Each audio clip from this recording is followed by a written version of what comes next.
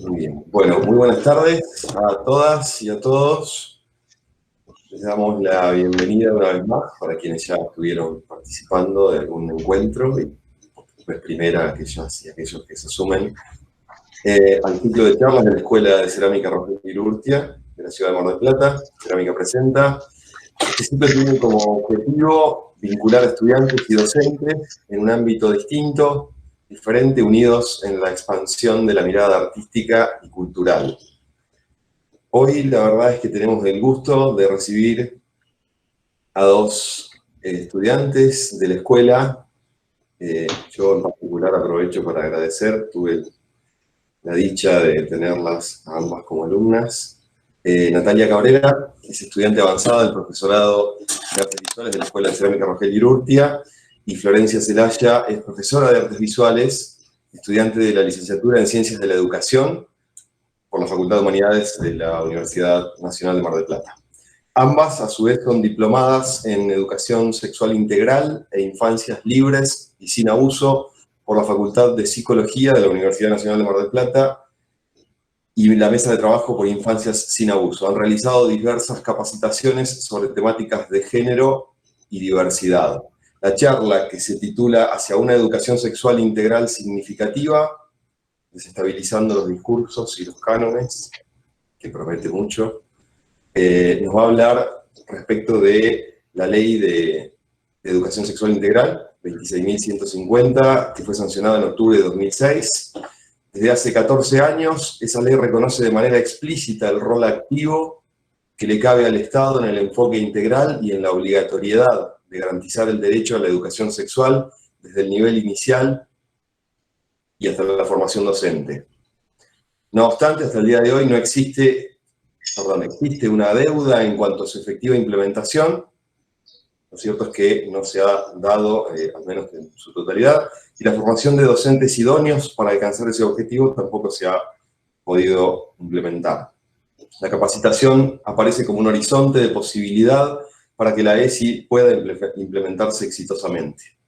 De aquí la urgencia de habitar espacios que permiten la circulación de la palabra y el conocimiento y que oficien de disparadores para poner al descubierto las dudas, las inseguridades, los intereses de los sujetos implicados. En este sentido, la propuesta de este encuentro virtual se basa en ofrecer o en brindar estas nociones generales acerca de la ESI y reflexionar acerca de los desafíos actuales para implementarla de una forma significativa. Algunos de los interrogantes que se plantean o que se disparan, entonces, ¿cómo pensar una ESI en relación con los cambios que proponen los feminismos y los movimientos de la diversidad sexual? ¿Qué posibles aportes y abordajes de la ESI pueden llevarse adelante desde las artes visuales?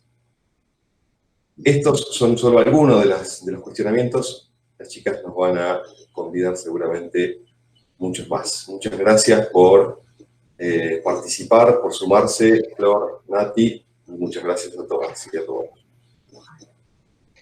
Gracias, Mariano. Bueno, gracias y gracias, Mariano. Bueno, para comenzar, para la mayoría ya nos conoce, para los que no nos conocen, Florencia y ella es Florencia y yo soy Natalia.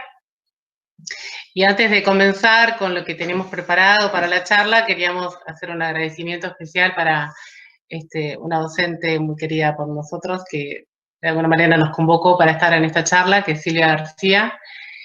Bueno, agradecerle a ella la posibilidad de estar acá y a los organizadores del ciclo de charlas. También es importante para nosotras dejar en claro cuál es nuestro posicionamiento desde el momento que pensamos esta charla y reconocer ese posicionamiento para sentirnos capaces de habitar estos espacios. Estos espacios que nos ofrece la escuela para hablar, como en el caso de Florencia, que ya es docente, como en mi caso, como futura docente, para poder hablar de temas que nos interpelan y que nos convocan. Nos interesa remarcar el valor de la experiencia de la formación terciaria docente, de la formación docente terciaria, que tiene sus particularidades. Nosotros tenemos una importante carga de materias pedagógicas, tenemos la práctica docente que atraviesa todos los años de nuestra formación y por el tipo de institución donde sucede, generamos vínculos muy estrechos, tipos de vínculos muy cercanos. Eso marca de alguna manera nuestra forma de habitar la institución. Esto es importante que seamos conscientes de esto y de que esto es un valor de las subjetividades que podemos construir, de verlo como una potencialidad, como una posibilidad. En la medida que somos conscientes de eso y que podemos, como dice Marlene Weyer, construir pensar en la nuestra edad, si somos conscientes de eso, podemos ocupar estos espacios. Poder ocupar estos espacios desde el rol de estudiantes para poder enseñar también desde nuestro lugar, para hacer poder circular la palabra, para poder narrar diferentes experiencias. Sí, para compartir también con los compañeros y las compañeras que las narrativas que nosotros construimos desde nuestro lugar de estudiantes, porque todavía me autopercibo desde ese lugar, son importantes y tenemos cosas para decir y bueno, por eso estamos acá. Bien.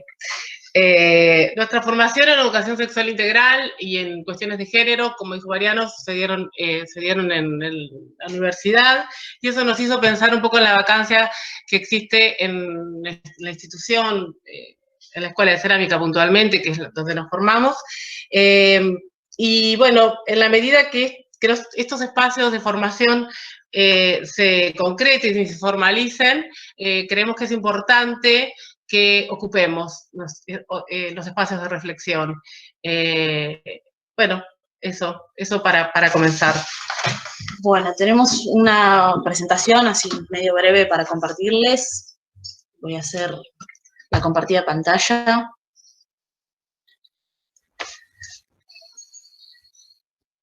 Que no nos falle la tecnología.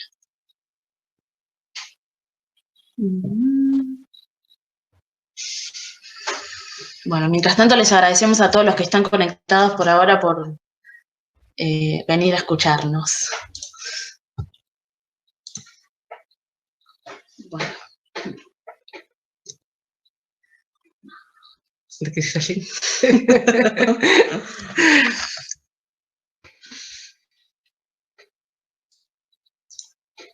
Bueno, nuestra charla se titula Hacia una S significativa, desestabilizando los discursos y los cánones. Para la gente que no hizo nunca un sobrevuelo sobre la educación sexual integral y todo lo que eso implica, hay mucha información, así que tratamos de condensar todo lo que pudimos y, bueno, tomar lo importante para que nos encontremos a charlar hoy. En primer lugar, hacernos esta pregunta juntos: ¿en qué consiste la ley? La Ley de Educación Sexual Integral 26.150 se sancionó en el año 2006. Como dijo Mariano, el 4 de octubre pasado se cumplieron 14 años de esta ley en nuestro país. Pensemos en todo el tiempo que hace que la ley está. El texto está compuesto por 11 artículos que son bastante sintéticos y en este caso nos interesaba traer a dos de ellos. En primer lugar, el artículo 1, porque un poco nos va a hablar de la noción de sexualidad a la que apunta esta ley. El artículo dice: todos los educandos tienen derecho a recibir educación sexual integral en los establecimientos educativos públicos de gestión estatal y privada, de las jurisdicciones nacional, provincial, de la Ciudad Autónoma de Buenos Aires y municipal. A los efectos de esta ley, entiéndase como educación sexual integral la que articula aspectos biológicos, psicológicos, sociales, afectivos y éticos. Y el artículo 4, que un poco nos va a hablar de los sujetos de derecho de esta ley, ¿no? Dice: las acciones que promueva el Programa Nacional de Educación Sexual Integral están destinadas a los educandos del Sistema Educativo Nacional que asisten a los establecimientos públicos de gestión estatal o privada desde el nivel inicial hasta el nivel superior de formación docente y de educación técnica no universitaria. Acá vemos explícitamente cómo este punto de la ley nos toca la puerta en cuanto a institución, ¿no?, que forma docentes. Bueno, un poco la ley lo que se propone es pensar la sexualidad de una perspectiva mucho más amplia de la que históricamente entró en la escuela, ¿no? Donde siempre predominó por ahí la genitalidad o esto de prevenir el embarazo adolescente o las enfermedades de transmisión sexual. La ley se va a hacer cargo de un concepto de sexualidad mucho más amplio, que incluye la dimensión psicológica, afectiva, subjetiva, pero también las dimensiones históricas, todo aquello que hacemos con nuestros cuerpos, si los padecemos, si los podemos disfrutar, cómo construimos nuestras identidades y lo mucho que eso tiene que ver con el contexto histórico y cultural, ¿no? Por eso es integral, porque supone una mirada amplia y holística de la sexualidad. Esta definición supera la genitalidad, interviene en todas estas dimensiones que nombré recién. Y bueno, en realidad, educación sexual, solo educación sexual, tuvimos siempre, porque como dice Graciela Morgade, que es una investigadora sobre el tema de pedagogía y sexualidades, toda educación es sexual, pero no toda educación sexual es integral, ¿no? Una educación sexual no es integral cuando se recae en enfoques que son reduccionistas. Algunos ejemplos pueden ser que seguramente muchos de nosotros, nosotras y nosotres, nos vamos a reconocer en esas experiencias educativas, tienen que ver con enfoques de educación sexual biologicistas, que por ahí están relacionados un poco con la mirada médica o la concepción binaria de los cuerpos y las identidades, ¿no? Solo va a existir varón y mujer, el tema del aparato reproductor, los cambios, de los cambios del cuerpo y de pensar lo natural, que lo natural es lo biológico, como si ahí no interviniera la cultura ni la construcción social, y es lo que se debe dominar de alguna manera, ¿no? Ahí la sexualidad está totalmente despolitizada y descontextualizada. Otro enfoque reduccionista es el moralista. Este enfoque enfatiza por ahí las cuestiones vinculares y éticas vinculadas a las expresiones de la sexualidad y va a predominar también el deber ser por las experiencias reales, digamos, ¿no? Ahí todo lo que tiene que ver con el disciplinamiento de los cuerpos está bien claro. Y los enfoques de riesgo que por ahí toman a la sexualidad como algo amenazante. A veces sin darnos cuenta, cuando pensamos que la educación sexual sirve para prevenir o para tratar situaciones de acoso, de violación, bueno, ahí estamos teniendo una mirada reduccionista y enfocándonos más al riesgo, a temerle a algunas situaciones. O sea, si bien la educación sexual sirve para prevenir y tratar esos casos, es mucho más que eso.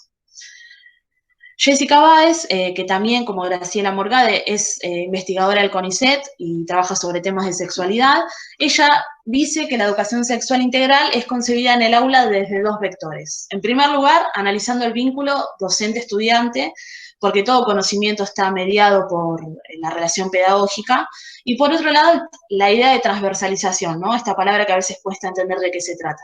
La transversalización tiene que ver con que los contenidos de educación sexual integral van a atravesar todas las materias de la currícula y a su vez van a atravesar todos los niveles del sistema educativo. Vamos a tener educación sexual integral, desde el nivel inicial, pasando por la escuela primaria, la secundaria, el nivel superior de formación docente y la educación técnica no universitaria.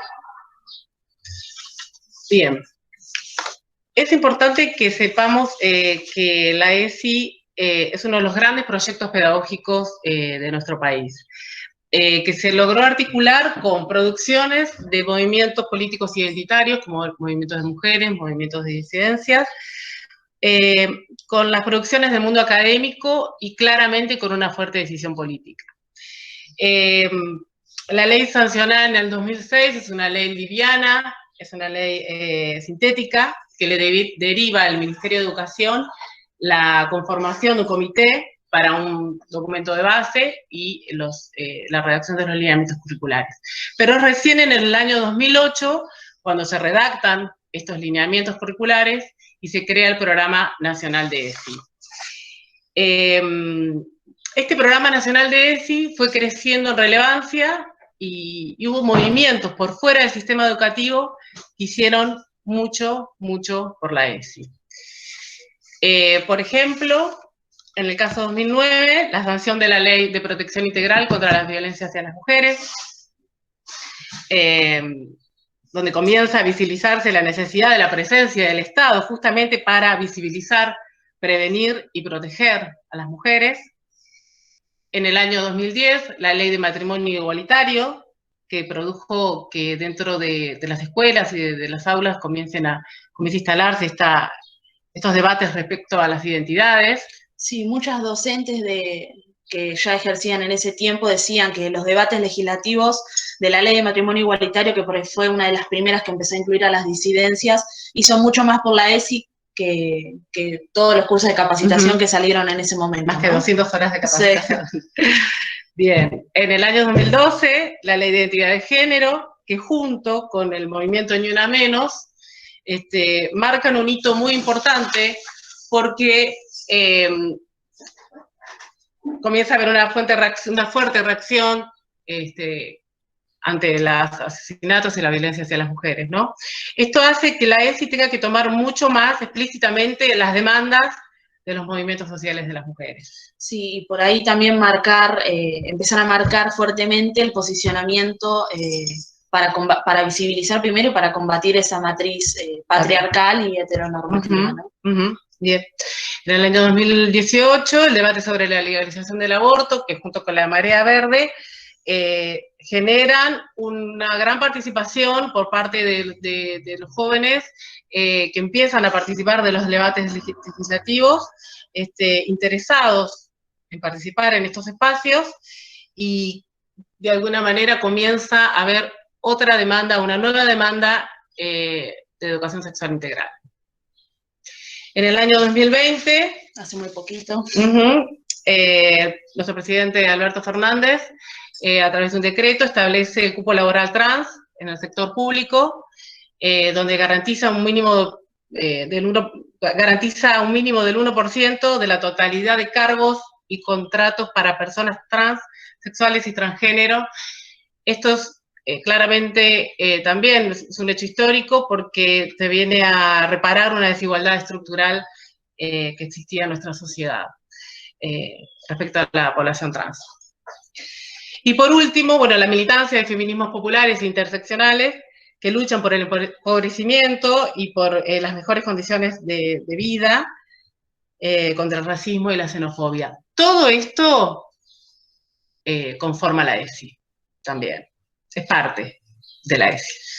Sí, todo este recorrido histórico, en primer lugar, al momento de construir las diapositivas fue bastante emocionante hacerlo, porque cuando uno ve todas esas fotos y ve todo el disparo de leyes y avances sociopolíticos que se dieron en nuestro país, en primer lugar conmueve mucho, y en segundo lugar también hace poner en valor a todas las personas que le pusieron el cuerpo a esas demandas, ¿no? Por eso elegimos poner imágenes de todas esas personas que fueron referentes de esos movimientos. Bueno, César Sigliuti con el matrimonio igualitario, que falleció hace muy poquito en cuarentena, pero también a Loana Berkins, a Diana Zacayán, a todos esos activistas que hicieron tanto por la ESI en definitiva, ¿no?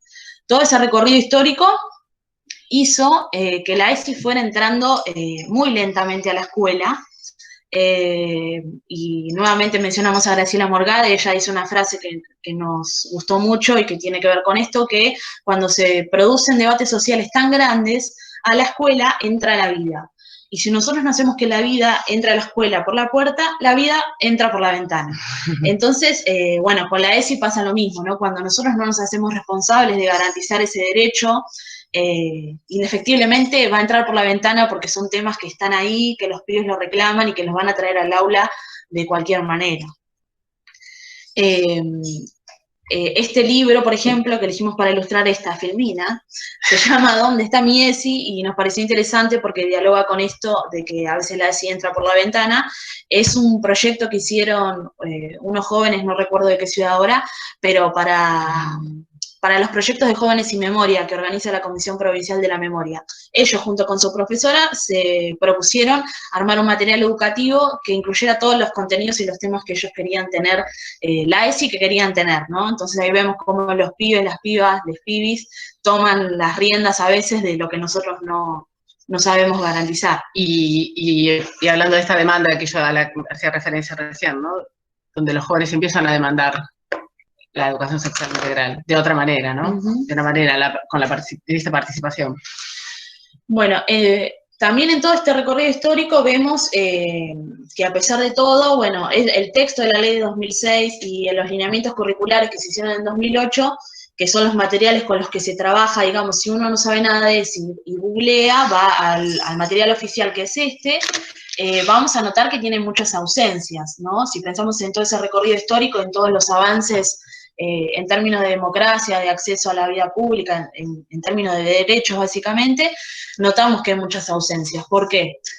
Por ejemplo, el texto de la ley no incluye explícitamente el término de género, ni menciona la perspectiva de género como algo importante a la hora de pensar en la ley. Y los lineamientos curriculares de 2008, que son un compendio dividido por niveles, donde incluye, bueno, los contenidos de ESI que se deberían ver en cada nivel, también tiene muchas ausencias. Está enfocado desde una mirada muy binaria, solo concibe la identidad de hombre-mujer, están invisibilizadas otras identidades sexogenéricas, no sé, el colectivo travesti, trans, las personas no binarias, eso no se menciona. Bueno, categorías como infancias trans, ¿no? Esos términos que vinieron a irrumpir sobre todo con la ley de 2012 de identidad de género, tampoco. Y bueno, muchas violencias que hoy le podemos poner nombre específico tampoco están mencionadas, ¿no? Hablar de gordodio, de transodio, de lesbodio, bueno, todas esas cosas todavía en esos materiales no están. Por eso decimos que lo que hoy que esos materiales no son lo que hoy entendemos como ESI, porque no estarían incluyendo todas estas demandas que mostramos en este recorrido histórico. Eso también nos hace entender la vitalidad que tiene este campo, que va creciendo todo el tiempo, ¿no?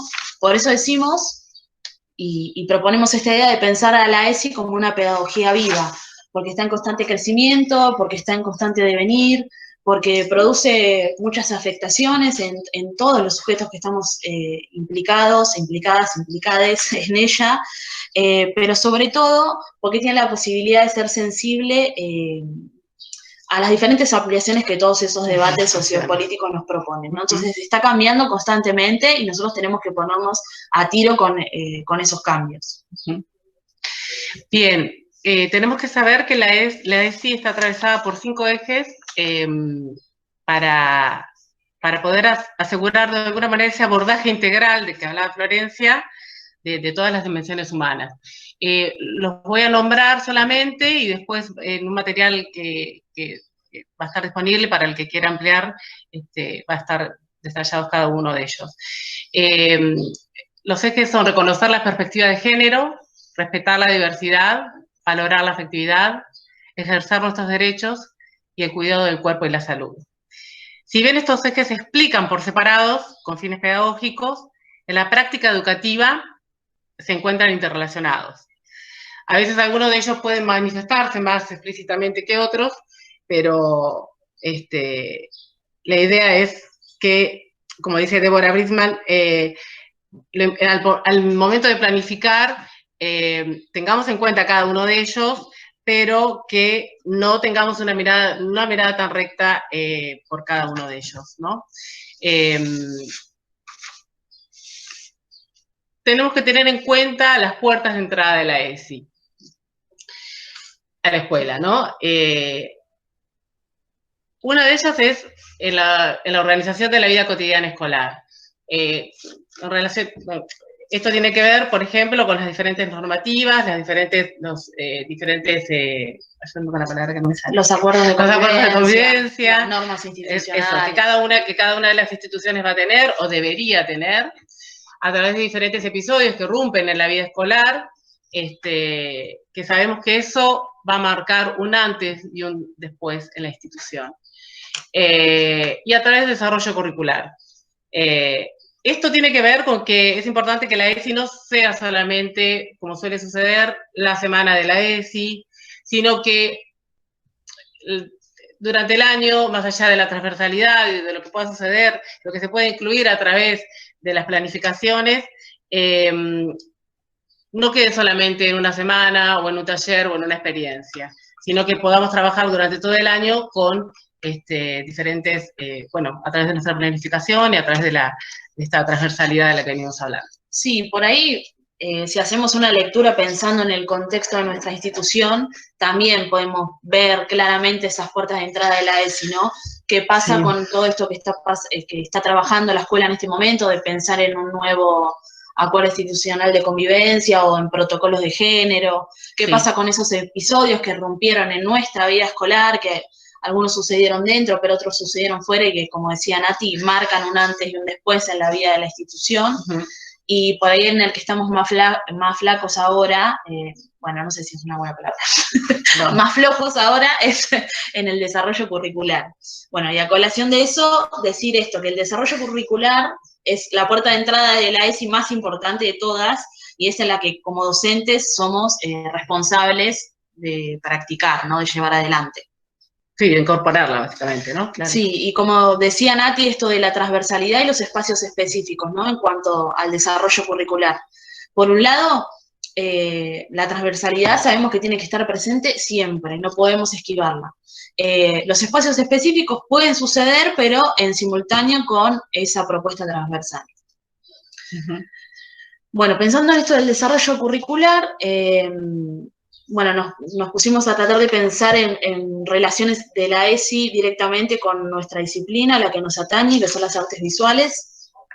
Y como mencionaba Nati antes, esos 5 ejes, tienen que servirnos como disparadores para ideas de actividades o posibles intervenciones capaces de llevarse a cabo en el aula, en todas las materias vinculadas que tienen que ver con nuestra disciplina, ¿no? Pensamos juntas algunos puntos de partida que pueden servir como, bueno, para empezar a pensar a la ESI desde las artes visuales. El primer tip que se nos ocurrió rápidamente fue el de trabajar con arte contemporáneo. ¿Por qué? Porque creemos que las obras de arte contemporáneo, sus características se vinculan un poco con esa dinámica movediza con la que pensamos la sexualidad. Y si tenemos en cuenta esas características de las obras de arte contemporáneas, bueno, tienen que ver con la hibridez, con lo inter y lo transdisciplinar, con el cuestionamiento de los límites, con su enorme narrativa, con su enorme poder connotativo. Todas esas son características que tenemos que tratar de explorar. Y bueno, a su vez pensar esto, que trabajar con el arte contemporáneo nos permite involucrarnos en actividades más significativas y que desafían la imaginación tanto para los docentes como para las y les alumnos. Uh-huh. Y todo esto tiene que ver con esa dinámica de la sexualidad que pensamos como una sexualidad, una identidad que está en constante cambio y en constante devenir, ¿no? Bueno, pusimos un ejemplo, una artista contemporánea, ella es Roxana Ramos, es de Salta. Ella promueve la relación, la vinculación de las prácticas artísticas tradicionales con las contemporáneas y trabaja con una poética feminista, revalorizando los oficios de las mujeres latinoamericanas y salteñas particularmente, y la vinculación del cuerpo con el territorio natal, ¿no? La conocimos a través de una información que está subiendo el Museo de Arte Moderno, que está recopilando artistas de todas las provincias del país, que para hacer investigación y análisis, bueno, hay un montón de gente ahí que no conocemos y que el museo nos está presentando y que está bueno poder llevarlas al aula. Bueno, y en vinculación a este tema de trabajar el arte contemporáneo, traemos una cita de Val Flores, que es una docente de Neuquén, es pedagoga queer también, y bueno, ella dice lo siguiente: las economías imaginarias de la actividad artística se aventuran en los desvíos de la vida, porque son experiencias en las que la preocupación no es cómo estabilizar el conocimiento, sino cómo explorar sus fisuras, sus insuficiencias, sus traiciones e incluso sus necesarias ilusiones. Y cuando pensamos en arte contemporáneo, no solamente pensamos en esos artistas disparadores, sino también en prácticas y modos de hacer que se acerquen más a esa movida de lo contemporáneo, ¿no? Poder tratar de salir del formato de la carpeta y explorar otros formatos, otras posibles actividades. Un segundo tip que pensamos con Nati fue el tema de rever la noción de diversidad con la que trabajamos. Este tip con el eje de la ESI de respetar la diversidad, que charlábamos justamente que por ahí la palabra respetar preferimos cambiarla por otra que sea más, un poco más amable, no sé, valorar la diversidad, por ejemplo, porque respetar ya nos habla como de una situación preexistente en la que nosotros somos distintos y tenemos que respetar a los diversos. En cuanto a este ítem, pensar en esto, que cuando definimos con qué artistas trabajar, tratar de ir en búsquedas de micronarrativas de imágenes que producen aquellos artistas que no ostentan el poder, para poder crear discursos visuales más contrahegemónicos, ¿no? Hay que lograr que nuestras clases entren imágenes a las que los estudiantes no estén tan acostumbrados. Y en este sentido es importante pensar en el eje de la perspectiva de género, pero también proponemos ir un poco más allá de pensar solo en incluir artistas mujeres y empezar a poner el foco en esas invisibilidades, ¿no? ¿Qué pasa con los artistas, por ejemplo, de la disidencia sexual? ¿Qué pasa con esas artistas maricas, lesbianas, travestis, que no se muestran en ningún lado? ¿Qué pasa con los artistas racializados, ¿no? Les negres, les marrones? ¿Qué pasa con los artistas sudamericanos? ¿Qué pasa con los artistas locales, como mostraba Silvia en su charla del martes, ¿no? Son todas personas que por ahí no ostentan con el poder o no entran en esos discursos canónicos del arte, y que es interesante poder pensar en esa noción de diversidad, en una diversidad que sea más interseccional de alguna manera. Algunos ejemplos para ilustrar este tip es el de la artista Efibet. Ella es una activista trans de La Plata, falleció hace unos años lamentablemente, es performer y toda su obra tiene que ver con explorar el tema de la feminidad travesti. Tiene una obra que es buenísima para explorar todo lo que es el tema del género y la identidad travesti. Y otro ejemplo que se nos ocurrió fue el de Maximiliano Mamani, que es jujeño. Él es artista drag, es docente de danzas folclóricas y es performer. Él creó este personaje que se llama Bartolina Sixa, bueno, y hace performance y producciones audiovisuales que tienen que ver con temas de la colonialidad, del arte marginal, el arte que incomoda. Él asimismo se autodenomina como artista de la periferia, artista indígena y marica. Estuvo en la Bienal convocado a la Bienal de Alemania hace muy poquito, de Berlín. Bueno, otro trip que tiene que ver también con esto de la diversidad es revisar el repertorio de imágenes que llevamos al aula. Esto tiene que ver con aumentar los regímenes de visibilidad y pensar en qué relaciones y en qué matrices de poder hay detrás de las imágenes que mostramos, a veces intencionalmente y otras veces sin querer, ¿no? Para poder fomentar una actitud crítica que ayude a que todos juntos podamos cuestionar los estereotipos, los arquetipos que se generan a partir de esas imágenes. Sí, que a veces es desde el desconocimiento, ¿no? Sí. De saber que hay artistas que trabajan con determinados temas, y bueno, cuando uno está en esa búsqueda de la planificación, bueno, caes en lo que uno comúnmente encuentra, pero... Sí, en lo conocido. En lo conocido, sí. Y la importancia, bueno, de empezar a investigar y conocer artistas nuevos que nos pueden generar un aporte, ¿no?, interesante. Sí, y sobre todo acá la importancia radica en pensar imágenes que permitan ampliar las representaciones para que todos puedan identificarse en sus propias identidades, en sus propios cuerpos, en sus propias experiencias, ¿no? Construir otros discursos visuales.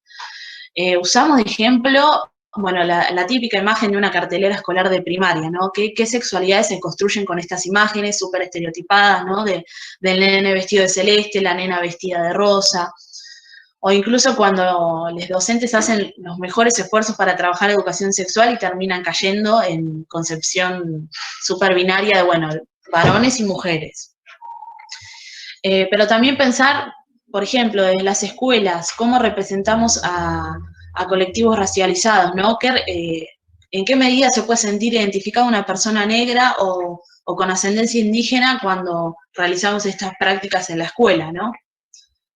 Este otro ejemplo es para pensar en qué medida reproducimos identificación con ciertos cuerpos. Ella es Eliana, es modelo viva de Mar del Plata, ahí está su Instagram, el trabajo que hace es bellísimo. Bueno, aparte es activista gorda y está muy bueno porque ella comparte los materiales que distintos ilustradores generan a partir ahora está haciendo sesiones por Zoom. Y bueno, acá claramente vemos que de esta manera pueden proliferar otras representaciones de los cuerpos, ¿no?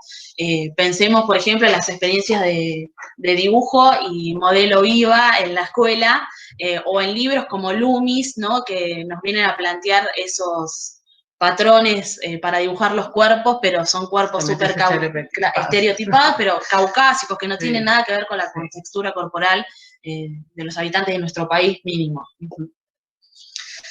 Bueno, y ella, Flor Alvarado, estudia artes visuales en La Plata y es ilustradora.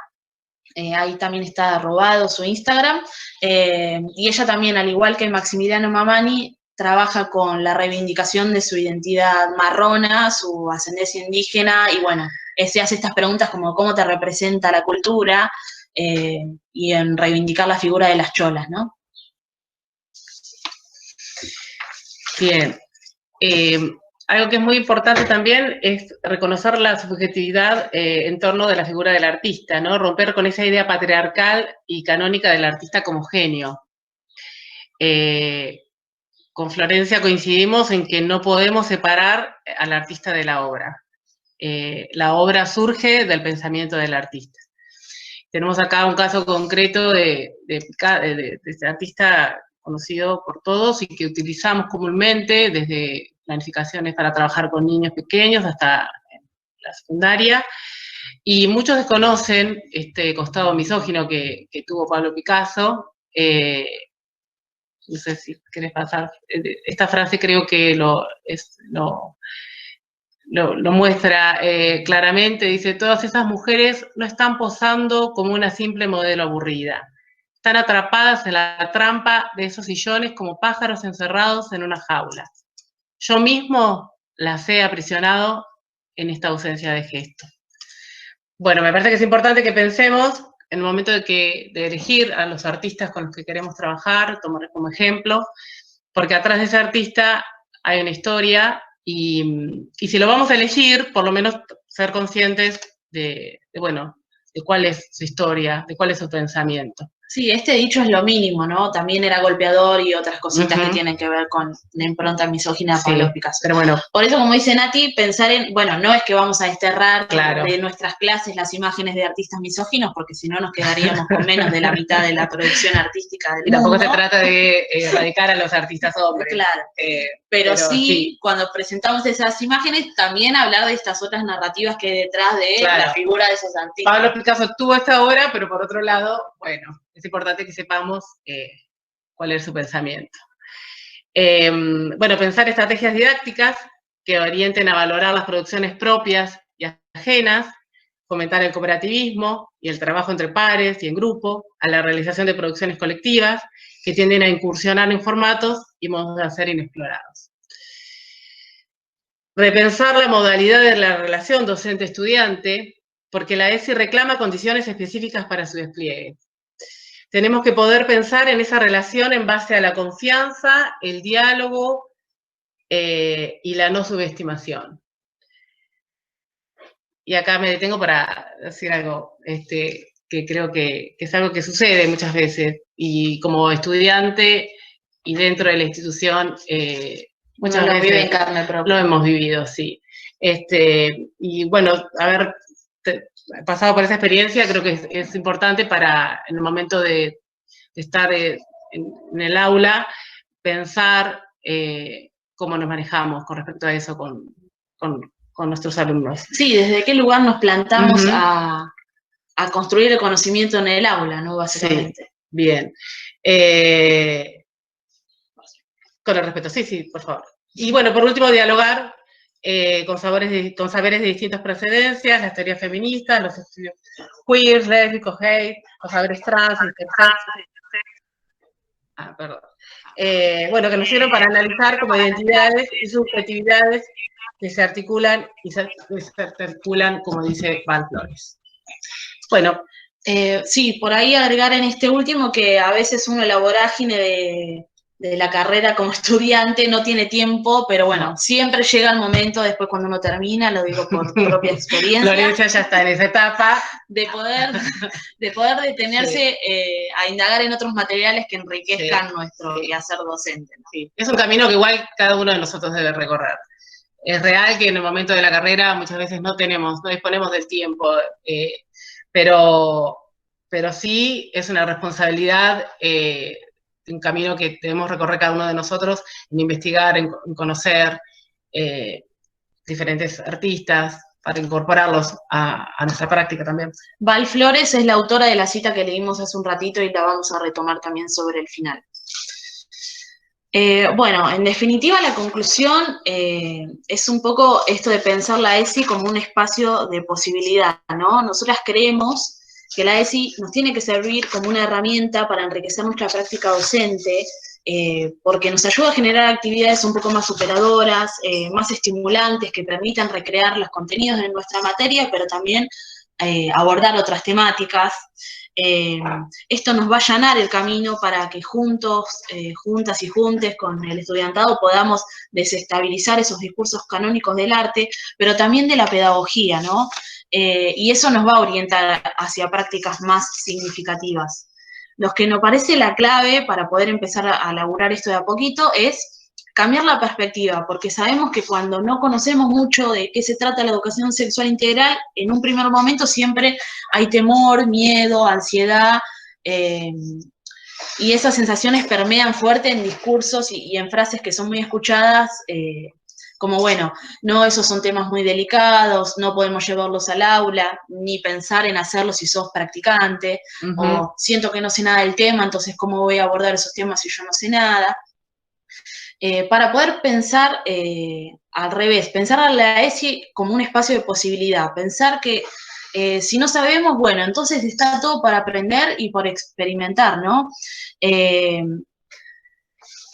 Graciela Morgade, una vez más, Graciela Morgade tiene mucha producción de educación sexual integral, entonces es imposible no traerla todo el tiempo cuando estudiamos estos temas. Ella dice esto que para nosotras es muy importante y casi también que marca el por qué nos animamos a estar acá hoy frente a todos ustedes, y dice que la situación de la duda, del no saber todas las respuestas, es la situación más extraordinaria en la que nos puede poner un momento pedagógico. Permitirnos pensar que está bien que no sepamos todas las respuestas, puede ser el comienzo de una búsqueda personal, puede ser la oportunidad de pensar en interrogantes juntos, docentes con estudiantes, incluso puede hasta brindarle las oportunidades a todos los estudiantes de enseñarnos cosas a nosotras. Eso implica una voluntad de querer salir de ese lugar de concentración del conocimiento y del poder, ¿no? Es un posicionamiento pedagógico pensar de esta manera. Y esto también, bueno, se relaciona claramente con la propuesta epistemológica feminista, ¿no? Pensar que de la duda, de las incertezas, hay mucho para construir y que esa construcción tiene que ser colectiva y horizontal, ¿no? Sí. Y por ahí, bueno, vuelvo a esta porque Val Flores, esta docente neuquina que vimos hace 2 filminas atrás, ella dice que una propuesta para abordar temáticas vinculadas a la ESI puede ser desplazar la pregunta del qué voy a enseñar cuando no sé cómo aplicar la ESI a pensar un interrogante que nos, de una forma un poco más implicada, que es pensar en la pregunta, ¿qué tengo para escuchar? ¿No? ¿Qué tengo para escuchar? ¿Qué tengo para aprender? ¿Qué tengo para escuchar de lo que dicen mis alumnos, pero también mis compañeras? ¿No? Es todo otra forma de pensar la pedagogía. La ESI se nos presenta como una lente para mirar las prácticas pedagógicas. Por eso decimos que es mucho más que contenidos a transversalizar. Es también poder pensar estrategias pedagógicas respetuosas y superadoras. Tenemos que comprender que asumimos un rol en cuanto a funcionarios del Estado, nosotros como docentes, garantes del derecho a la educación y comprender el lugar de la escuela como el espacio capilar del Estado, que tiene la tarea y el compromiso ético de la defensa y de la promoción de los derechos humanos. Pero como mencionamos antes, hasta que se formalicen estos espacios de formación específicos en ESI, necesitamos pensar juntos, construir juntos instancias donde podamos hacer circular este conocimiento, traficar contenidos y compartir experiencias. Tenemos la frase de Val Flores. Sí. Bueno, para cerrar, retomamos de nuevo a Val. Dale. Bien, se necesita formular prácticas que puedan permitir discursos menos normalizadores acerca de los cuerpos, de los géneros, de las relaciones sociales, de la afectividad y del amor. los esfuerzos pedagógicos podrían dejar de utilizar el saber para controlar identidades específicas y de este modo intentar desestabilizar la docilidad en la educación. Esta tarea demanda de los educadores el despliegue del propio coraje político y una arriesgada y profusa imaginación cultural. Bueno, como verán, Val Flores no se anda con liviandades. No. Y bueno, eso es todo. Ahora ¿hay que ir ahí? Volvemos a verlos a la cara. Bueno, muy bien. Muchas gracias, chicas. Muchas gracias, Flor. Muchas gracias, Nati. Estuvo buenísimo. Vamos a abrir un espacio para que puedan preguntar, opinar, observar, comentar alguna cosa, compartir alguna anécdota. Quien quiera puede abrir el micrófono. Vamos a hacer así, ¿les parece? Quien tenga alguna pregunta, alguna observación. Dale. Mientras tanto, les voy a ir leyendo algunos comentarios. ¿Sí? Qué buen material, qué bien que lo están haciendo. Muchas gracias, chicas. Muchas gracias, compas, que muy bueno. Dos genias. Muchas gracias, excelente charla, muy enriquecedora. Muchas gracias, muy bueno todo. ¿Alguien tiene alguna pregunta? Sí, yo quería... Hola. Silvia. Hola, sí. Yo quería indagar sobre algo que dijeron recién las chicas, con respecto a esto de aprender entre todos, ¿no? Que cuando surge la duda, poder abrir ese espacio de diálogo, porque bueno, siempre nos paramos como docentes en ese lugar de autoridad y tener la obligación de saber todo. Y bueno, esto que decían ustedes con respecto a que muchas veces los estudiantes son los que te van a enseñar, y abordar ese camino es un camino de, ¿cómo decirlo? Como de pensar que el otro también es una persona, como de generosidad, de entender que el otro también tiene conocimientos que a mí me pueden enseñar, ¿sí? Eso me pareció como súper interesante. Sí, yo también, hola. Hola. Quería aportar que muchas veces las personas con disidencia sexual están como acostumbradas a hablar del tema, no es un tabú, digamos, como para mi abuela. Digamos. Entonces no le genera un conflicto explicar y contar, digamos, la situación, no tener que tener el prejuicio. También otra cosa que me parece que a veces tienen algunos docentes o algunas personas en general, es pensar que las personas no binarias están en transición, ¿no? Como que tengo un alumno en transición. Y como eso también, desprejuiciarse de ese tipo de conceptos, porque ser no binario, la vida es en transición, qué sé yo, todos estamos en transición. No sé la identidad, las cosas que nos gustan, todo. Sí, que vamos. Pero bueno, sobre todo eso, ¿no? Como preguntar, porque las personas que están resolviendo su sexualidad o tienen su sexualidad resuelta de forma disidente, están dispuestos en general a hablar del tema, digamos. Eso. Sí, de una. Hay una pregunta, Nadia Ferri, bueno, les agradece también, muy interesante, chicas. Sé que seré polémica, pero es complicado abordar en la escuela de hoy desde esas imágenes. Pregunta qué amparo legal o con qué amparo legal cuenta. Lo bueno es que al haber dicho que está bueno no saber todas las respuestas, ya estamos preparadas.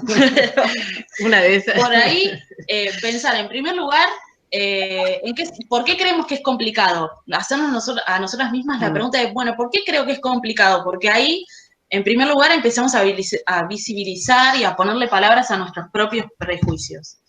Y en segundo lugar, el amparo legal que tenemos, básicamente, es la ley que describimos, pero bueno, nosotras todavía no ejercemos, eso lo tenemos claro.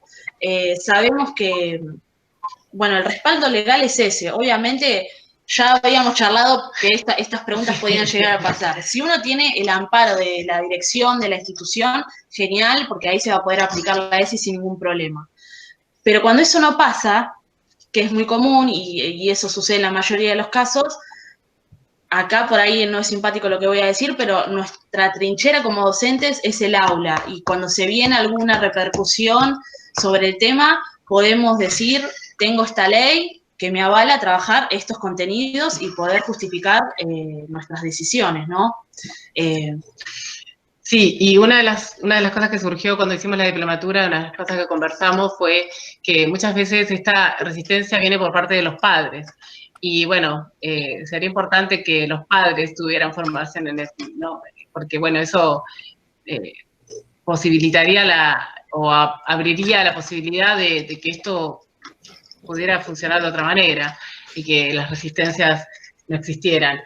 Muchas resistencias somos conscientes que también a veces surgen de parte de los directivos, de las instituciones, de compañeros. Como dice Florencia, no tenemos práctica aún, porque bueno, pero la ley es lo que nos ampara, básicamente. Sí, tuvimos en esa diplomatura justo una de las profes que nos tocó, que era bastante combativa, decía, bueno, cuando se pudra todo y la directora venga a decirte que no puedes hacerlo más, bueno, ahí enseguidita hay que decir, bueno, escribimos un acta diciendo Claro. por qué está mal lo que estoy haciendo, porque enseguida la normativa a uno la abraza y le sirve como justificación, ¿no? Es ya igual pasar al plano de la confrontación. Claro. Pero bueno, a veces hay situaciones que lo demandan. Pero sobre todo porque hay situaciones de los pibes que no pueden esperar más, ¿no? Esto que decía Sabri. Claro. Los pibes hoy están acostumbrados a vivir las identidades de otra manera y nosotras, yo con 31, Nati con un poco más, ya estamos llegando tarde. Entonces, nada, la carrera que tenemos que hacer nosotras es mucho más rápida porque tenemos que tratar de poder... Perder el miedo también. Sí, perder el miedo. Perder el miedo, creo que básicamente es eso, perder el miedo a poder trabajar con esto. Y el aula es nuestra trinchera, como dice Florencia. Yo soy la profe que les hizo la pregunta. Que Sí. Hola, Nadia. Bueno, lo digo para el resto de la audiencia. Bueno, yo soy docente y ejerzo en el nivel secundario y en tercer año, que es un año importante porque los chicos ahí están realmente digamos, en la cresta del despertar sexual. Y bueno, hay situaciones, yo soy bastante open mind, me conocen las alumnas y bueno, suelo ser bastante abierta, pero hay situaciones realmente complejas que a mí me han sucedido y lo voy a comentar acá, que de hecho cuando lo comento con mis colegas me dicen, ¿y qué hiciste? ¿Y cómo lo resolviste? Y nada, sí, con intuición, ¿no? Alumnos de 14 años, que por supuesto chicos en ese curso eran muy afines, eran muy, se podía hablar con mucha libertad y yo lo generaba, pero una nena de 14 años, a través del chiste, fue llevándome a que había tenido relaciones sexuales anales y por supuesto que yo también, porque habíamos armado como un espacio de ESI, donde yo les daba la libertad para que ellos también pudieran tener la libertad de preguntar, de quitarse dudas, que es un poco también la función de la ESI, ¿no? Y no solo, bueno, me sorprendió, traté de hacer lo que debía hacer desde mi rol, pero bueno, después me sorprendió aún más cuando ella había hecho un chiste como que no se podía sentar porque estaba incómoda con sentarse. Yo en broma le dije, bueno, fuiste al gimnasio, y ahí fue como una catarsis de todo el curso, de reírse y decir, no, y bueno, insinuar que había tenido relaciones anales. Tuve que indagar si había estado con una persona menor de su edad que no hubiera sido abusada, pero después de unas 2 clases que me recuperé, porque bueno, es una situación que hay que afrontar, volví a indagar y hablar sobre que, bueno, que si bien era una práctica que existía, que era posible tanto en la heterosexualidad como en la homosexualidad, el respeto, el cuidado de la pareja en sí, tenía que incluir el cuidado, ¿no? Y ella me dijo, no, profe, 14 años, es que yo soy masoquista. La verdad me superó la circunstancia. Claro. Tuve que ir a preguntar a personal especializado. Claro. Obviamente uno prefiere llamarse al orden antes de derrapar o decir una cosa incorrecta, ¿no? Bueno, nada, después yo me pongo colorada. Bueno, son cosas que pasan también en el aula. Y bueno, nada, después yo indagué y tuve una charla por ahí más personalizada con eso. Son cosas difíciles. No tuve una gran repercusión negativa, pero estuve sujeta con un estrés. Es decir, va a venir un padre, porque los chicos te graban las conversaciones, los comentan a sus padres fuera de contexto. Va a venir un padre y me va a acusar de abuso, de decir barbaridades. Bueno, es complejo. Sí, es complejo. Sí. Todo el cuerpo y toda la voluntad, porque realmente uno tiene afecto por sus alumnos y quiere realmente ser un referente para ayudarlos, pero bueno, es complejo, chicas. Yo que sí ejerzo, les puedo asegurar que es una situación complicada. Sí, ahí es una situación bastante extrema la que planteas. Yo no puedo ni imaginarme qué haría en ese lugar, pero bueno, ahí cuando vos hablás la contestación de decir, bueno, es una práctica que puede ser tanto para relaciones heterosexuales, homosexuales, bueno, ahí ya estás hablando de diversidad. Cuando les estás diciendo que tiene que haber consentimiento, estás hablando de perspectiva de género. Cuando les estás diciendo que, bueno, sí, que no tiene que haber una situación de abuso, estás hablando de un enfoque de derechos. Igual, bueno, es una situación bastante particular y un poco extrema, pero nosotros eso, no estamos acostumbrados a hablar, a explorar esas cuestiones vinculadas al placer y que son preguntas que los pibes van a traer en la escuela, indefectiblemente en algún momento, ¿no? Qué sé yo cuando era adolescente esas preguntas se las tenía que hacer a mis amigas. Por suerte, pensemos en lo bueno que está dentro de todo y de lo que nos desencajan esas situaciones, lo bueno que está que una alumna, un alumno, un alumne pueda sentirse la comodidad de decírtelo, de compartírtelo. También hay situaciones en las que te exponen a eso para ver cómo reaccionás o lo hacen desde un lugar de chiste, pero nada. Leo algunos comentarios más de paso, mientras doy tiempo a alguna otra pregunta. Juli Campamor dice, empezar a normalizar la práctica de preguntar pronombres.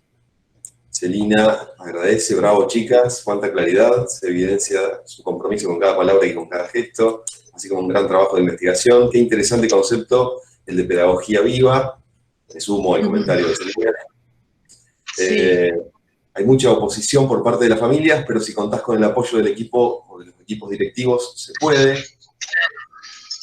Mónica Fernández, felicitaciones chicas, muy buena presentación. Es difícil desprenderse de los prejuicios a la hora de abordar la ESI.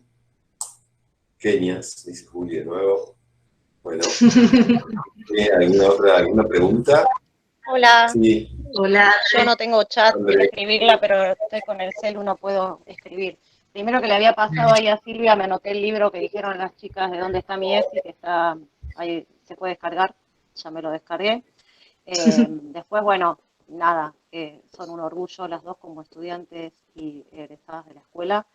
Que esta misma charla es una práctica de ESI porque ellas nos están enseñando a todos los demás en una situación horizontal y que estaría bueno que se replicara también en el contexto escolar, que muchas veces intentamos que se replique esta situación de horizontalidad y de intercambio de saberes. Y después me anoté acá algo que Flor escribió hace un tiempo y que encontré por casualidad en un cajón, que era una pregunta que se hacía ella, citando a alguien de la escuela. La pregunta decía, ¿dónde está el límite entre una conducta machista, patriarcal, que tenemos hombres y mujeres, y un delito? Esa pregunta remitía a situaciones concretas que se han dado en la institución y que se dan en todas las instituciones, y que las conductas, pienso ahora en posibles respuestas, y digo, bueno, las conductas no tienen por qué llegar al punto de delito, o tendríamos que indagar qué es un delito y qué no, pero la ESI no nos habla de delitos, nos habla de otras situaciones de vulnerabilidad también. Así que bueno, también para tener en cuenta esto, ¿no? Y en relación a lo que comentaba Nadia de su situación, bueno, no tiene que haber una situación de delito o una situación de abuso puntual para poder explicar sobre la libertad de decir sobre el propio cuerpo, por ejemplo, ¿no? Era eso nada más.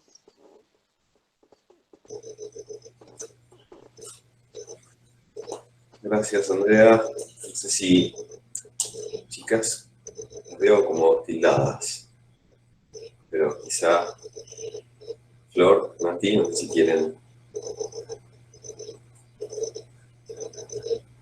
responder el comentario de Andrea. Me parece que perdieron.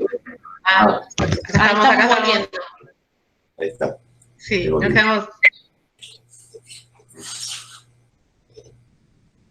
No, bueno, volvimos y nos fuimos. Y así es esto, porque vieron que todo cambio produce un temblor, ¿no? Hablando de la ESI y de la deconstrucción en general, ¿no? Televisión, ¿verdad? ¿Alguien quiere hacer alguna pregunta? ¿Alguien tiene alguna inquietud que quiera compartir? ¿Alguna observación? Nos fuimos a llorar y volvimos. Ahí está. ¿Quieren recuperar el comentario de Andrea? Sí, que creo reconocer de qué trabajo venía esa pregunta. Me había hecho varias preguntas en ese trabajo. Pero bueno, ahí cuando hablábamos de esta puerta de entrada de la ESI que comentaba Nati, de episodios que rompen en la vida escolar, bueno, en la escuela de cerámica tenemos muchos para hablar, ¿no? Sí. Y está bueno esto, poder ponerle palabras y que enseguida, después de esa reflexión, venga un movimiento y venga una acción. Y yo ahora estoy un poco afuera, pero sé que se está trabajando por ello. Nada, voy a decir una mala palabra, son una cagada esos episodios, pero bueno, sí. Pero marcan Un antes y un después, y si vienen acciones después de eso, todo lo que sea para mejorar. Lo importante es lo que pasa después, ¿no? De eso. ¿Qué hacemos con eso que construimos, ¿no? Sí. Sí, es cierto. Bueno. El tema también es la resistencia por parte de los directivos en relación a esto puntualmente que vos estás comentando, que están comentando ustedes. Esa cosa de dejar pasar y como que, bueno, después tal, esto, y el tiempo subsana y al contrario, las cosas cuando no se hablan o no se resuelven. Yo me acuerdo que había un profesor que decía que todo lo que tiramos al medio del mar después te vuelve a la orilla. Y eso es así, es tal cual. Sí, totalmente. Aparte, esas situaciones también como que hacen abrirle los ojos a todos, y ya después todas las cosas que pasan, por más pequeñas que sean, se atajan de otra manera, ¿no? Habíamos pensado en poner en el chat un link para un material complementario que armamos con el blog de Val Flores para que vean las cosas bellísimas que escribe, bueno, todo material vinculado a la ESI, un curso de Fundación Huésped que es gratuito, que está bastante bueno para empezar a formarnos en esta temática, que por ahí se lo pasamos a las redes de la escuela para que lo compartan o a la biblioteca, para que se puedan ir con algo. Buenísimo. Yo lo que creo es que se puede poner después cuando se publica en Facebook, al costado, que tiene como un espacio de diálogo, se puede poner esos links para que el que quiera lo pueda acceder. Buenísimo. Sí, bien. Bueno, ahí nos avisan que más allá de que la charla queda grabada, la vamos a subir al Classroom de las prácticas. Muchas gracias por el material. Olivia, muchas gracias, excelente charla. Marisa Larrea dice gracias, necesitamos más personas como ustedes en cada cole e institución para ofrecer charlas y más mentes abiertas. Débora Cáceres dice, pensaba en la necesidad de abordar la ESI en los espacios de formación docente, ya que considero que contribuiría a que contemos con mayores recursos. Sí, totalmente, Débora. Eso, nada, se nos reclama como docentes que la apliquemos cuando vamos a ejercer y en la formación docente no la tenemos. Igualmente, en Mar del Plata hay institutos de formación docente que sí tienen espacios específicos. Por ejemplo, sé que en el Instituto 19 hay una materia, un EDI, que es sobre educación sexual integral y que es anual. Y bueno, si querés contar. Yo justamente estoy haciendo la investigación para la materia de metodología, la materia de Mariano, sobre qué está pasando con la implementación de la ESI en la escuela. Bueno, estoy en plena investigación. Y bueno, de alguna manera yo ya sé qué está pasando, pero poder hacer esta investigación permite abrir espacios de reflexión, poder instalar el tema, poder conversar con docentes, con compañeros. Bueno, me pareció interesante surgió esta inquietud después de haber hecho la diplomatura y después de ver esta vacancia de la que hablaba de lo que está sucediendo con respecto a la ESI en la escuela, una ausencia total. Y bueno, pero creo que de alguna manera se están abriendo puertas y ventanas, como las que hablaba Florencia. Sí, que la directora te comentó que existe la voluntad de poder repensar esos espacios de EDI que están en la escuela de cerámica para pensar a futuro en un EDI que tenga que ver con ESI, ¿no? Y hasta que se formalicen esos espacios, bueno, vuelvo a decir lo que dije en un principio, seamos conscientes de los capaces que podemos ser los estudiantes, los alumnos, de ocupar esos espacios para reflexionar y, hacer esta demanda, si es necesaria, de lo importante que es que tengamos, de que se implemente la ESI en la escuela. Sí, ahora que Nati se acordó de esto de hacer el comentario del proyecto de investigación en metodología, ese espacio para los estudiantes es un espacio de construcción de conocimiento súper horizontal y que ahí hay un montón de cosas para compartir, de narrativas y experiencias que contar, que se nos colgó internet de nuevo. No te puedo creer.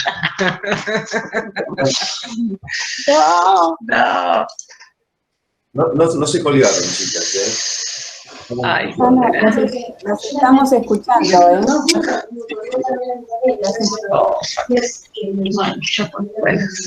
Las estamos escuchando, Flor. Nati, Flor, no se colgaron, ¿eh? Volvimos, nos estamos yendo. Sí. No nos vamos porque queremos. La conexión no estaría funcionando mucho. Bueno, no sé hasta dónde llegaron a escuchar, pero hablamos de esto, de los proyectos de metodología, y como dice Celi, que rueda esa investigación, nada, ahí hay un montón de conocimiento que están construyendo las estudiantes y que está bueno que lo podamos dar a conocer. Estamos trabajando en temáticas súper interesantes hace un par de años y nada, ahí hay mucho para mostrar. Sí, exactamente, concuerdo. No solamente la de la, ¿no? Bueno, comentario. Mariana. ¿Puedes hacer algún comentario, Mariana? Bueno, después de Mariana. Mariana quería hacer un comentario. ¿Se escucha? ¿Me escuchan? Sí, te escuchamos, Mariana. Desde el celu. Hola, ¿qué tal? Bueno, me encantó la charla, los felicito, buenísimo. Hacía una relación un poco con la charla de hoy de la mañana, no recuerdo quiénes estaban. Me gustaría quizás reflexionar sobre esto. De la mañana se habló sobre el modelo social de discapacidad, que es una convención del 2006. Ustedes contaban que esta ley tiene 14 años, y digo, ¿cuánto cuesta realmente? La persona que trabaja en el tema lo conoce, pero ¿cuánto cuesta poder difundir, enseñar y aprender? La perspectiva que plantea la Convención de Derechos Humanos es muy interesante y todavía sigue pareciendo nueva, y sin embargo es del 2006. Y lo que ustedes cuentan también a los profes de historia es increíble, pero a veces cuando abordamos la Edad Media, o abordamos los periodos clásicos, hay que explicar qué es lo que pasó con la intervención de los cuerpos, por ejemplo, a partir de la Edad Media, y que el cuerpo se tapa y pasa a ser un pecado, y cuando uno cuenta que eso sucedió en el siglo III, IV, V, y ve similitudes con la actualidad, un poco espanta, ¿no es cierto? Uno como docente tiene que además estar haciendo esas aclaraciones permanentes para que si hay algún aspecto religioso de algún alumno no se ofenda, pero hay cuestiones que vienen desde nuestra conciencia histórica, como dice algún autor, de muchos años, y que hay que deconstruirlas, como esta palabra tan interesante, en todas las materias o en la mayor cantidad de materias, porque creo que esta cuestión no se resuelve quizás solo implementando el ESI, como están diciendo ustedes, que es fantástico, sino realmente abordándolo de una manera transversal, tal como a la mañana creo que planteaban ese tema, ¿no? El tema de los derechos humanos, no solo el tema de la discapacidad, que hay que abordarlo desde una manera transversal. Tenemos una mirada a todos, que está muy atravesada por cuestiones que vienen desde hace mucho tiempo. Y creo que el cambio pasa primero con resolver, hacerse cargo de cómo miramos nosotros, cómo pensamos, cada uno. Sí. Sobre todo los que estamos frente al aula, ¿no? ¿Cuál es el que tenemos? Lo hablo desde contar que, digamos, yo, desde contar que tuve una formación católica, no porque eso haya estado mal, absolutamente no, y es totalmente respetable, pero cada uno va haciendo su propio análisis de su vida y sus propias reflexiones. Pero me parece que hay que hacer una autocrítica personal primero, antes de, si no, muchas veces yo lo que noto y me da tristeza a veces cuando lo veo desde lo discursivo simplemente, ¿se entiende a lo que voy? Desde lo discursivo y no realmente desde reflexionar y darse cuenta que cuánto uno se ha equivocado, que esto no es así, o sea, todos lo estamos repensando. Pero lo veo como una responsabilidad desde los que somos docentes. No solo en este tema, lo relaciono con lo de la mañana también, que bueno, que yo trabajo en esos temas además. Y me parece fantástico, perdón, que ustedes que fueron alumnas lo hayan tomado y además que ahora mostrasen artistas contemporáneos con ese trabajo que están haciendo. O sea, me pareció muy interesante y sobre todo que venga de parte de las alumnas. Eso me gustó, me motiva que estas jornadas o charlas no sea solo desde un lugar de los docentes, sino desde los alumnos. Eso me parece muy interesante porque nos interpela a los docentes. Sí, claro. Sí, gracias, Mariana. Hoy estuve conectada a la charla de la mañana y es cierto, ellos hablaban de este enfoque del modelo social y de los derechos humanos que se relaciona totalmente con la ESI, ¿no? Cuando pensamos en esto de valorar la diversidad, bueno, cuando hablamos de educación no capacitista estamos hablando de ESI también. Y sí, como decís vos, creo que en primer lugar, incluso antes que formarte en la temática, hay un registro subjetivo de revisar los prejuicios y hay hasta un registro corporal de qué nos pasa cuando nos hacen esas preguntas incómodas, qué cosas nos incomodan, qué prejuicios, qué tabúes tenemos nosotros mismos para después poder pensar en desarmarlos, ¿no? Sí. Pensaba en la anécdota de Nadia, ¿no? Sí. Claro, sí. Que no sé si está Nadia.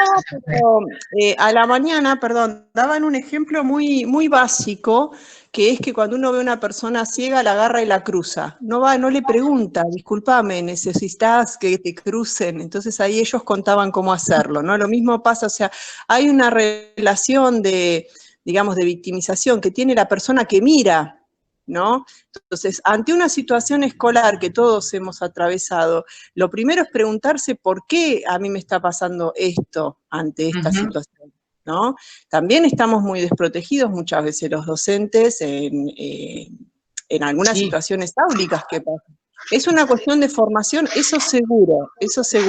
Digo, además hay como otra lectura que tiene que ver con esta subjetividad personal, que me parece que es muy interesante. Sí, totalmente. Y la ley también de educación para personas con discapacidad también tiene ese paradigma de la autonomía progresiva, que también es el paradigma de la educación sexual integral. Están entramados esos posicionamientos. Y también de concebir al alumno, a la alumna, al alumne como un sujeto de derechos y a nosotros como garantes de ese derecho, ¿no? Entonces ahí ya cambia totalmente la cosa, ¿no? Fíjate lo complejo que es el tema. Ustedes me cortan, me avisan. Mariana, está bien, está bárbaro. Lo complejo que es el tema, que cuesta desde el nombre, ¿no? Es discapacitado, lisiado, ciego, rengo, no, es persona con discapacidad. Tuvo que venir una convención para decir no, se dice persona con discapacidad. Es nosotros, nosotres, no, soy cis, o sea, cuesta pensarlo hasta desde el nombre, porque es tan complejo, ¿se entiende? Que cuesta pensarlo desde cómo se nombra, ¿no? Cómo se nombra la diferencia, y en realidad no es diferencia, es entender diversidad. Entender diversidad y aceptar la diversidad. Hoy explicaban exactamente que la persona con discapacidad tiene discapacidad en cuanto se enfrenta con un problema del entorno. Si no, no tiene esa discapacidad. Estoy explicando a grandes rasgos. ¿Por qué uno tiene que pensar que hay una elección sexual diferente? De ninguna manera, por eso me remito a la historia.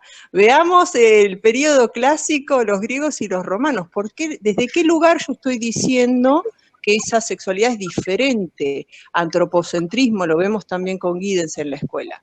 Pero digo, es muy interesante dónde uno se para a analizar este fenómeno, porque si no, muchas veces parece como que uno está aceptando. Ay, soy muy progresista porque yo acepto al otro, integro al otro, y no es así, es totalmente distinto. La mirada es de diversidad, el otro es exactamente igual que yo. Y no es que yo lo tengo que respetar y soy bueno porque lo tengo que respetar, no pasa por ahí. Pero es muy complejo, digamos. Bueno, me callo. Sí, claro. No, gracias por la... Bueno, gracias, Mariana. Anita, no sé si vos tenías un comentario o una pregunta. No, simplemente este comentario que viene de la mano de lo de Nadia, que es verdad que a veces uno se sorprende con las cuestiones que se pueden destapar, y creo que muchas veces ese rechazo a lo mejor, ¿sí? No estoy justificándolo, pero digamos, muchas veces ese dejar pasar o ese rechazo tiene que ver con el temor de no poder afrontar las situaciones o las respuestas o adecuadas o correctas, o cómo salir al cruce de lo que puede aparecer, ¿no? Porque hay que estar preparado, digamos, o bueno, esto que rescato creo que de una de las diapositivas de Flor, o no sé si era de esta mañana, ¿no? Que si estamos más dispuestos a escuchar en el lugar de empezar a tener que dar respuestas, porque a lo mejor con lo que pasó, bueno, con Nadia, o lo que nos puede pasar cuando estamos dispuestos a escuchar, es que nos ponemos en el lugar de escucha, no porque tenemos que indicarle el camino correcto a nadie, ni saber qué es lo que teníamos que contestar en ese momento, porque primero tenemos que bueno, estar en ese lugar, a lo mejor haciendo ese papel, es decir, comprendiendo que hay alguien que quiere comunicar algo, ¿no? Pero bueno, eso es también algo que requiere un entrenamiento, y para todo temor lo que hay que abrir es el conocimiento. Fíjense, hoy a la mañana, pensando en lo que decía Mariana, cómo nos enriquecimos. Y hoy, chicas, se los agradezco, porque más allá de que uno toca de oído, va a algunas conversaciones, sabemos que hay gente que lo ha tomado más en serio o lo profundiza, como nos pasa con tantos temas, ¿no? Que decimos, bueno, pero ustedes que han tenido la capacitación, que se han formado, saben lo importante que es que nos den este material a nosotros, ¿sí? Un poquito así, llevado a la ligera, digamos, presentado en diapositivas fáciles de entender, pero que implican atrás años de formación y de conocimiento y de experiencia, ¿no? Y eso es, bueno, lo enriquecedor de esos contactos, que nos dan el pie para que nosotros profundicemos, para que entendamos que hay material donde ir a buscar, y bueno, que asumamos también esa responsabilidad, porque a veces estamos esperando todo de los espacios, y bueno, a veces lo tenemos que hacer un poco nosotros, o justamente traer, como hicimos hoy, darles a ustedes este espacio para que nos ayuden a crecer, como hoy a la mañana a Matías Martín y las chicas que estuvieron, ¿no es cierto? Así que, bueno, me encantó todo, vamos aprendiendo y vamos aprendiendo a poder escuchar sin tener que dar todas las respuestas. Y creo que eso es también una clave interesante. Y no, como reflexión también de esto que yo decía en un principio, de llevarlo a nuestros compañeros, de ser conscientes que podemos ocupar estos espacios nosotros también. Desde ese lugar posicionamos nosotros en esta charla. Bueno, no sé si alguien tiene ¿tenemos tiempo para una última pregunta o comentario? Sí, observación. Mientras leo algunos de los que fueron quedando ahí. Algunos se me van pasando, son muchos ya los comentarios, como agradecimientos, las felicitaciones. Gabriela Bazán dice: gracias por involucrarnos en el tema de la ESI y la diversidad. Lo necesitamos como futuros docentes y como seres humanos. ¿Alguna otra pregunta? ¿Algún otro comentario? ¿Alguien que quiera? Juli. Sí. Buenas, ¿cómo están? Hola, gracias. Desde ya. Me quedé pensando, me acordé una de las preguntas que surgió que proponían las conclusiones de Andrea el otro día en la charla. Esto de, ¿crees que son, por ejemplo, no recuerdo bien, Andrea, corregime, ¿crees que son importantes o que se pueden valorar estas fuentes más informales? Hablaba ella, ¿no? Como de donde buscamos, digamos, información que no tenemos acceso porque no está registrada en las academias o en los espacios más formales. Creo que tanto estas charlas como todo tipo, o esta situación de estar más atentos en la escucha, digamos, hace también y nos brindan, digamos, espacios de formación constante, digamos, adentro de nuestros espacios de trabajo, de nuestros espacios de estudio, que hay que habilitar y que hay que habitar. Y esto, ir pensando, me parece, ¿no? Como que la ESI se va formando desde este lugar, como desde... no estar, a lo que voy es que quizás no estar esperando a que sean no solo las instituciones, sino el Estado el que nos dé, digamos, los espacios, sino empezar a tomarlos más espontáneamente y hacerlo un hábito, digamos, un acto cotidiano en la práctica, ¿no? Eso, sí, por eso se nos ocurría como muy acorde a toda esta idea que proponemos, lo del tráfico de contenidos, ¿no? Todo lo que implica el tráfico de contenidos, de saberes, de compartir experiencias también. Totalmente. Y esta pedagogía viva. Sí. Sí, sin duda ese concepto de pedagogía viva es muy potente, ¿no? No quiero ocupar tiempo de una pregunta, de un comentario, pero bueno, nada, comparto también esa noción y aprovecho para celebrar, como decía Andrea, ¿no? Que en definitiva esto que estamos dándonos ahora es una práctica de la ESI también. Y sobre todo algo que ustedes, chicas, Flor y Nati, dijeron en la exposición, que tenía que ver como a modo de propuesta o de propedéutica para el desarrollo, claves o tips para poder implementar, destacaron la articulación con el arte contemporáneo, ¿no? Entonces, celebrar esto, que suceda en este contexto, de estas instituciones, ¿no? Que forman en artes visuales y demás, porque justamente pareciera que el arte también acompaña ese impulso de permanente desmarcarse de cualquier intento, ¿no? De caracterización, de definición, y de alguna manera, quizá, al menos desde la filosofía de género, las teorías queers y demás, que es un poco más el ámbito del que vengo yo, disciplinar al menos, pareciera el último de los grandes movimientos o eventos, ¿no? Cómo pone, cómo arrastra, cómo convoca de alguna manera una multiplicidad de situaciones, de cuestiones, de problemáticas que se dan cita.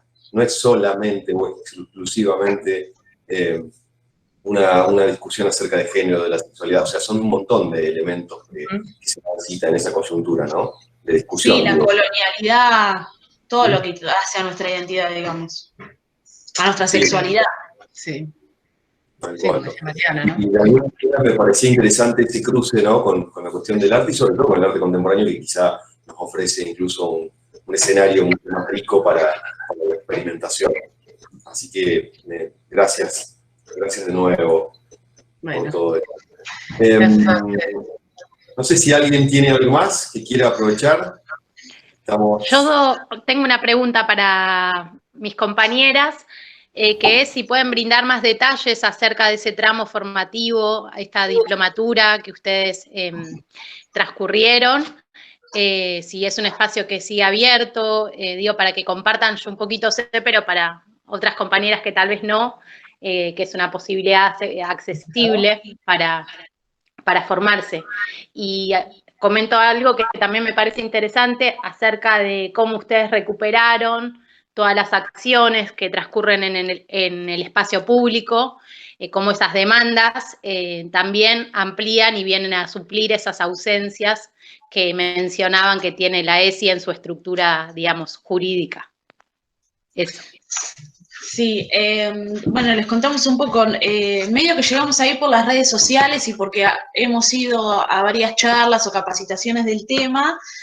Un par fueron de Metiza, que es una organización, la sigla significa Mesa de Trabajo por Infancia Sin Abuso, y ellos, junto a la Secretaría de Extensión de la Facultad de Psicología, planearon esta diplomatura que se hizo el año pasado. Creo que había intenciones de hacerla este año, pero bueno, pandemia. Es una diplomatura que está buenísima porque tiene un número de resolución, todo certificado, digamos. La hicimos durante todo el segundo semestre del año pasado, sí, cursando los sábados desde la mañana hasta las 2 de la tarde, más o menos. Fue bastante intenso. Sí, sobre todo por la época del año. Nati la tuvo que hacer junto a la carrera, yo ya no estaba cursando. No, y estaba la facultad también, sí, haciendo la licenciatura, la escuela y la diplomatura. Pero búsquenlos en redes, igual eso va a estar en el material, Metiza en Instagram o en Facebook, ellos organizan capacitaciones constantemente y también ayudaron a conformar una agrupación que se llama Plataforma ESI, donde hay un montón de profes de Mar del Plata, psicólogos, trabajadoras sociales, hay de todo un poco, que laburan en esto, en pensar capacitaciones para la región. Tienen redes sociales, tienen una página también, que se las vamos a compartir en ese material, donde hay recurseros, caja de herramientas, ideas de secuencias didácticas para distintas materias. Nada, es un laburo re lindo de un montón de gente que, nada, tenemos trabajos nuestros puestos ahí. Así que bueno, un poco es eso, pero arrancó así, yendo a charlitas en la facu de cosas que nos interesaban y bueno, de ahí uno va haciendo contactos y va llegando. Y a eso me refería con el camino que uno va recorriendo y tiene que ver con la búsqueda que cada uno hace y se interesa. Y bueno, los espacios están, tiene que ver con eso, con buscarlos y hacerse... estar haciendo pasando la carrera, acá los compañeros saben que es difícil, cursar los sábados a la mañana no fue fácil, pero una vez que llegaba a ese espacio era totalmente, enriquecedor y porque no, fue así un poco. Sí. Porque era consciente de lo que implicaba estar en ese espacio y lo que implicaba esa formación. Recomiendo esa búsqueda que cada uno de nosotros puede hacer, de comenzar a hacerla en el espacio que sea, porque cada búsqueda de cada espacio nuevo, fuera de lo que tiene que ver con la institución, hace a nuestra formación. Y eso lo recomiendo. Bueno, muchas gracias de nuevo. ¿Tenemos algún otro comentario que compartirles, Ana? Me parece que queríamos aprovechar. Bueno, si no hay más comentarios o preguntas, lo que vamos a hacer es contarles a las chicas también, que son como siempre invitadas, y a todos los presentes, a que la semana que viene, en función de que hay mesas de exámenes en la escuela, se suspende el ciclo de charlas, digamos, hacemos un paréntesis, pero que el ciclo sigue en la última semana de octubre, ¿sí? Donde tenemos 4 charlas súper interesantes, una sobre emprendedores, ¿sí? Herramientas para emprendedores. Arrancaríamos con el día lunes 26 de octubre con María Laura Roberto.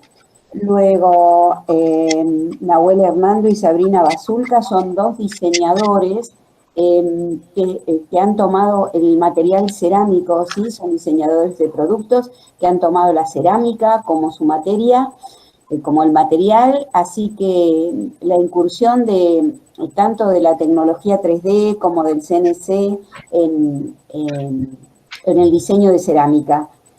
Después tenemos el jueves a Julián Roura, un profe de la casa, que para acá o para muchos es el profe de alfarería, ¿sí? Pero que es un gran muralista nacional e internacional, ¿sí?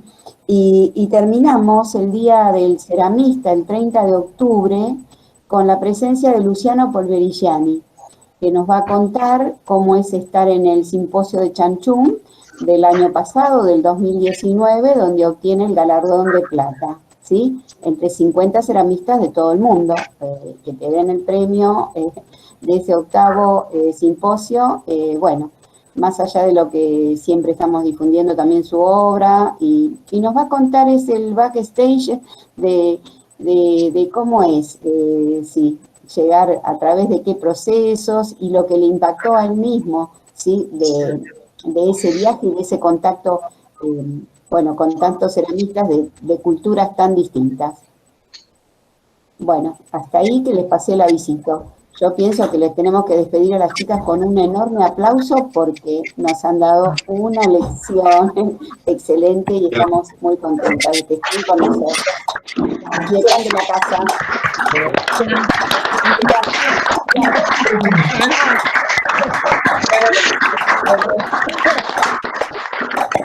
Gracias. No sé por qué no nos pongo la cámara, pero gracias a todos, a todas y todos por escuchar. Gracias por estar ahí a todos. Gracias a todos. Nos vamos retirando. Buenas tardes.